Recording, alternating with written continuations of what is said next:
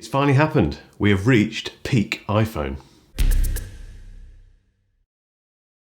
Welcome back to Ellis Reviews. Thank you very much for watching, subscribing, liking, commenting. The last 3 months have been an absolute blast, honestly.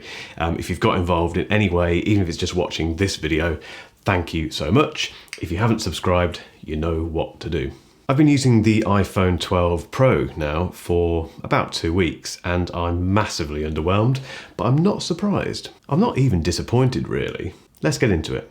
Now, I've only been using the iPhone 12 Pro. I've not touched the iPhone 12, the regular edition. I've not even seen the mini in person. And I've not held the massive iPhone 12 Pro Max.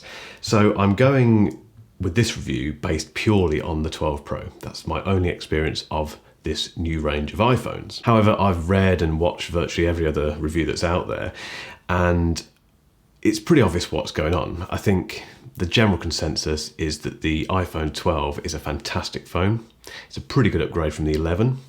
The iPhone 12 mini is a really interesting little literally product. And the iPhone 12 Pro Max is just massive and a bit disappointing when it comes to the camera. I'll get hands-on with those devices at some stage in the future, but today we're talking about the iPhone 12 Pro. Now, it doesn't flip, it doesn't extend, it doesn't bend, it doesn't have a little flippy camera that pops out the top.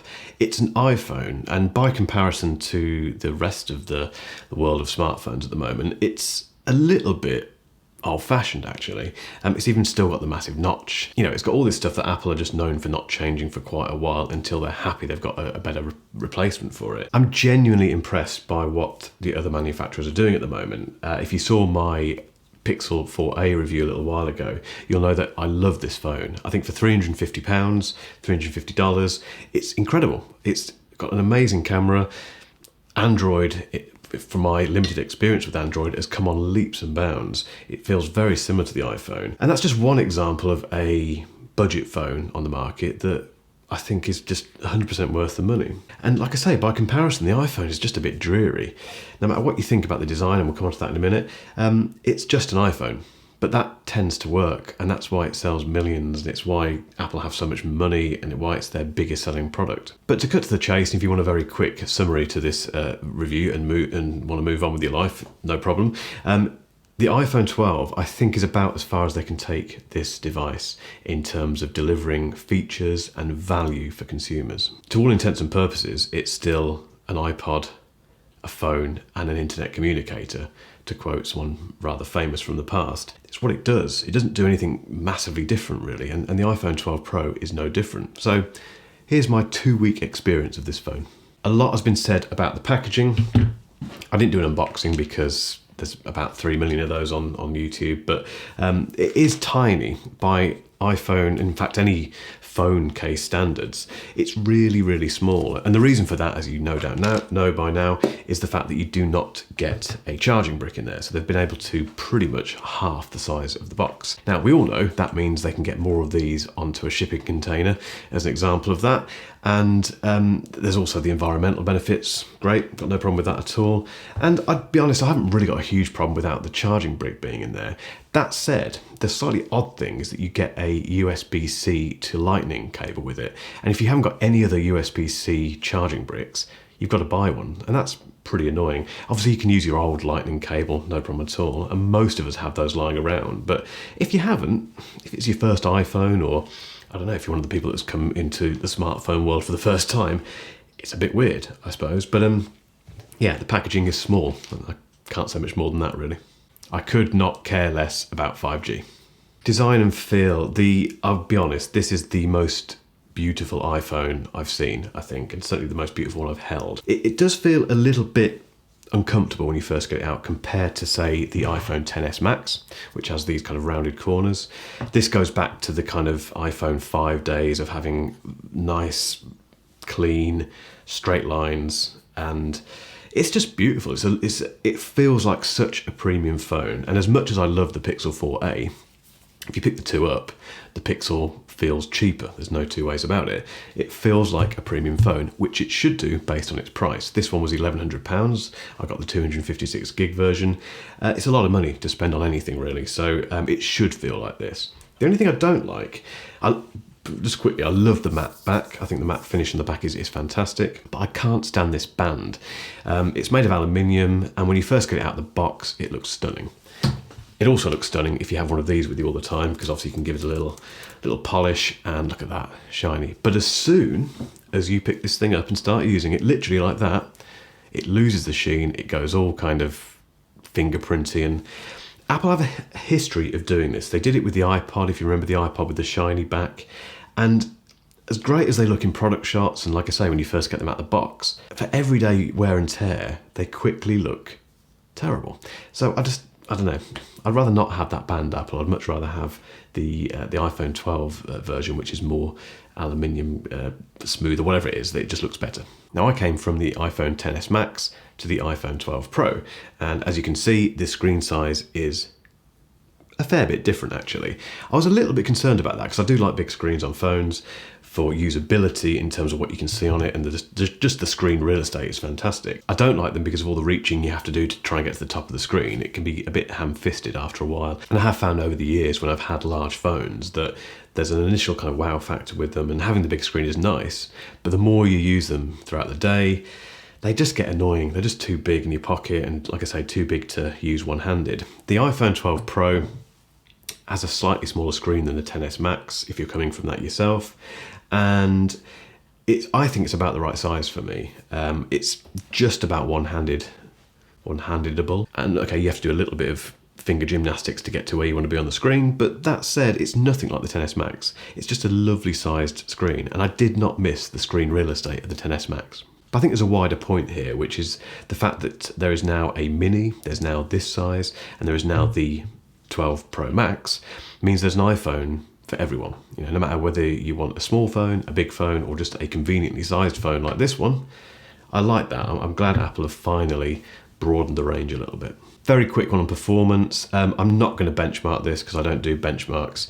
If you want to see benchmarks, they're all over the internet, as you can imagine. And it's, as always, the iPhone performs incredibly. It absolutely crushes the competition. Their chips are just incredibly impressive, as we have seen recently in the M1 Max. It's just something they have absolutely nailed down, and they can do that because they make the hardware, they make the software, they make everything pretty much that goes into these phones, and that means it's going to be quick. I've never opened an iPhone and thought slow, and I'll be honest, this is the telling thing really. My XS Max, which is 2 years old now, and it operates identically to this. I cannot, I've tested it, not benchmark wise, just normal usability, and I cannot notice a difference between these two phones in terms of performance. They feel identical, and that just kind of reveals how much headroom is in these phones. You know, this would go on, I swear, for another 5-6 years, and I probably would not notice much of a difference performance wise. If you're thinking about performance, and either you're coming from a different platform to the iPhone, or you've got an old iPhone possibly, it's lightning fast, and it will be for years. So yeah, its performance is iPhone performance. It's completely expected. The other huge thing, as always with iPhone releases, was the camera upgrades. And Apple was very, very quick to tell us, as you would expect, that the new 12 Pro camera is fantastic. And it is. As I say, I came from the XS Max, and I've mentioned this before, I don't like the camera in this phone. It is grainy, it seems to struggle with dynamic range, which is where you obviously, if you have a very light and dark scene, it struggles to get the detail out of both shades. You don't get that with the 12 Pro, so if you're coming from the XS Max to the 12 Pro, it's great. If you're coming from the 11 to the Pro, from what I have seen, it's not a huge difference actually. This has a slightly wider aperture, it can let in more light, but it's not massive. The gains you'll get are if you're coming from an older iPhone. Now again, I'm coming from the XS Max, which only has 2 lenses, which is a zoom and a standard lens.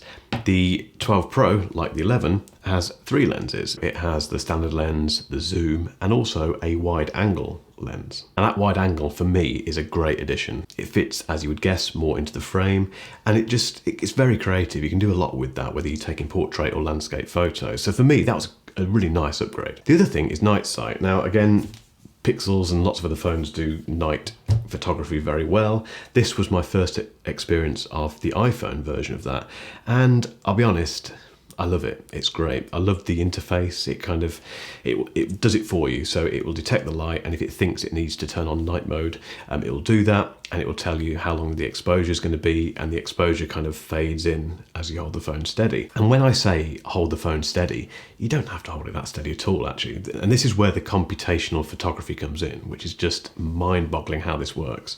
You know, you take a photo and it does a billion calculations.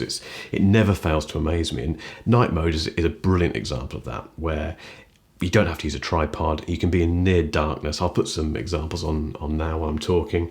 A lot of these shots were taken, as I say, almost in pitch black conditions or very, very low light, and all handheld, no tripod. 10-second exposure max, normally about 2 or 3 second exposure it chooses, depending on conditions, and they look stunning. They're sharp. There's lots of detail in there. It's not overexposed, not underexposed. It's stunning. And it's one of those camera features that is genuinely useful. And because it's so unobtrusive, you know, you don't have to turn it on. With the Pixel you do, you have to choose night mode.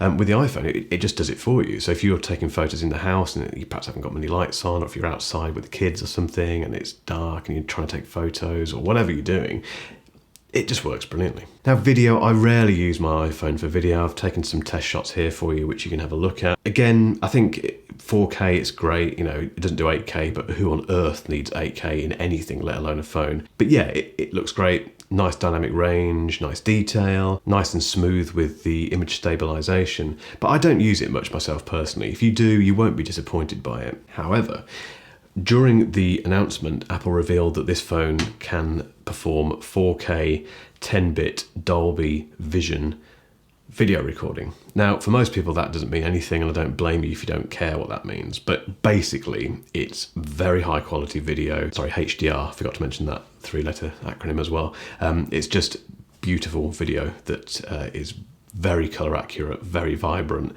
and uses an industry standard which is used in cinema to reproduce all that stuff. Why it's in this, I have no idea. It's purely, I think, Apple flexing their muscles, and I'm fine with that. No problem at all. They didn't make too big a thing of it during the event. They obviously featured it and talked about it quite a bit, but it wasn't like the first thing they talked about.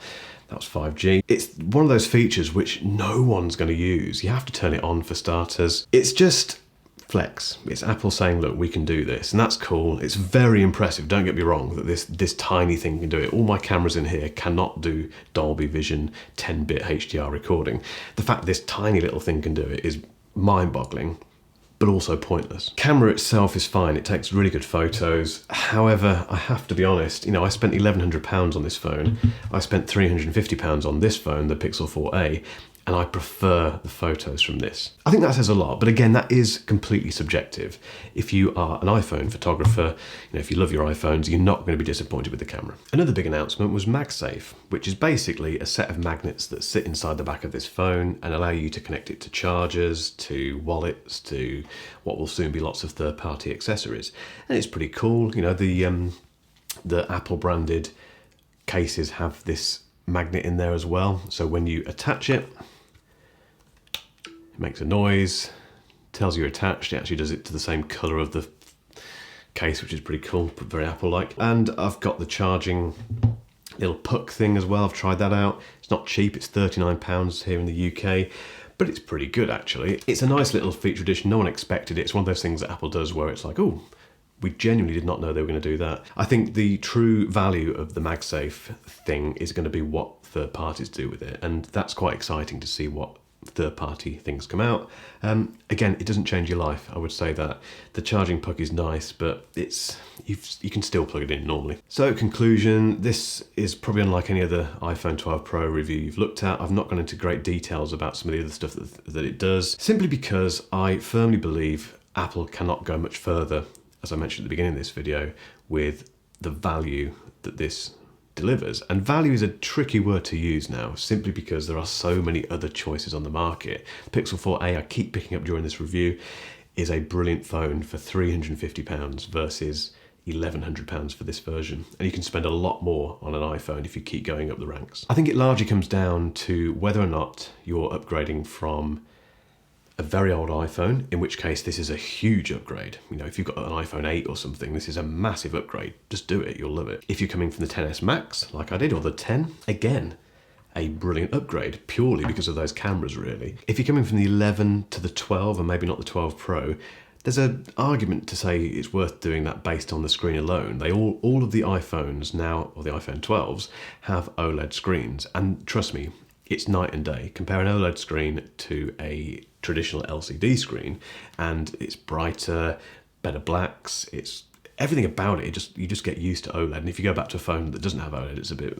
If you have the 11 Pro, which I haven't had, I just don't think it's worth upgrading for all the research I've done and my experience of this, and the fact that I'm a little bit underwhelmed about it having gone from the XS. I wouldn't bother. I'd wait a little bit. You know, if your phone works, which I'm sure it does, I'd just keep it because it's going to work for another couple of years. And yeah, why spend another £1,100 on something which is not that different? If you are an Apple fan and you love their stuff, upgrade if you've got the budget to do so. But as I say, prepare to be a little bit underwhelmed. What I find these days with iPhones, this wasn't the case previously. You know, there used to be the case that you get the iPhone and there'd be something amazing. There'd be perhaps Face ID or Touch ID before that, or there would be a Retina screen. There'd be something which, as soon as you got it out of the box, it was like, oh wow, this is better. The reason I say we've reached peak iPhone is that those kind of features have diminished, and although what they're packing into this thing is incredibly impressive, the headline features are less impressive these days. The camera's great, but it's not groundbreaking. Well, it is groundbreaking because of the Dolby Vision thing, but no one's going to use that. So in summary, this is an amazing upgrade if you're coming from an earlier iPhone. If you're coming from a more recent iPhone, I would hold on. However, if you're after more of a budget phone, then I really do recommend taking a proper look at the Pixel 4a, which I reviewed a few weeks back, and if you carry on watching, you'll see a link to that video. In the meantime though, thank you so much for watching, thank you for subscribing, and I'll see you next time.